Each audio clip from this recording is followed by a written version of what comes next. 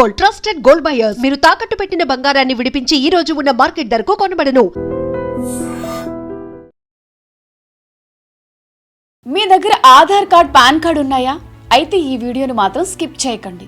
ఎందుకంటే మీకు ఉపయోగపడే కొన్ని ముఖ్యమైన గవర్నమెంట్ కార్డ్స్, డిజిటల్ డాక్యుమెంట్స్ గురించి ఇప్పుడు తెలుసుకుందాం. చాలా మందికి ఆధార్ కార్డ్, పాన్ కార్డ్ ఉంటే చాలు అని అనుకుంటారు.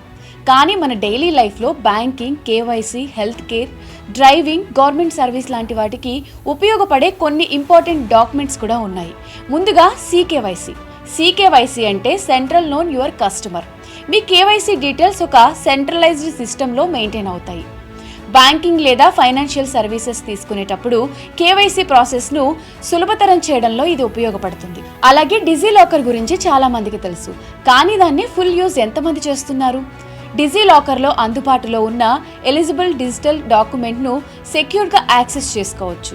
ఆధార్, డ్రైవింగ్ లైసెన్స్ లాంటి డాక్యుమెంట్స్ కూడా అక్కడ కనిపించవచ్చు. ఇక మీ హెల్త్ కేర్ నీడ్స్ కోసం ఏబిహెచ్ఏ లాంటి డిజిటల్ హెల్త్ ఐడి గురించి కూడా మీరు తెలుసుకోవాలి. అర్హత ఉన్న వారికి వివిధ గవర్నమెంట్ వెల్ఫేర్ స్కీమ్స్, ఇన్సూరెన్స్ లేదా సోషల్ సెక్యూరిటీ సర్వీస్ కూడా ఉపయోగపడవచ్చు.